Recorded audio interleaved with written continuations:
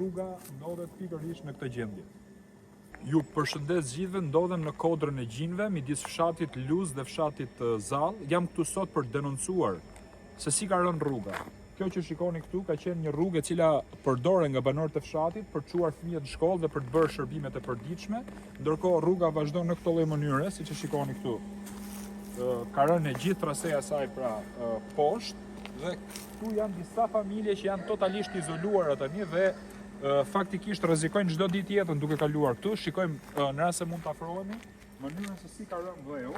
Tubacioni është poshtë, ky është një tub tjetër dhe në këtë lloj forme çdo ditë më shumë tregojnë banorët, po bien dherat dhe askush nuk e ka parë këtë lagje për t'u shqetësuar për mbarvajtjen e punës banorëve, të shëndetit tyre. Takova disa nëna që çonin fëmijët në shkollë dhe janë shumë shqetësuara pikërisht për sigurinë e jetës në këtë rast. Tu nuk bëhet fjalë për të shtruar rrugën me çakull apo me asfalt. Tu bëhet fjalë pikërisht për të zgjidhur këtë problematikë. Edhe e gjithë rruga e Kodrës Gjinve është në këtë lloj forme. Pra janë gropa, të cilat janë hedhë vetëm një rër e imët dhe bëhen sapo bjen shiu i parë. Pra nga të dy anët e shikojmë rrugën është në këtë lloj forme në të gjithë gjatësinë e saj.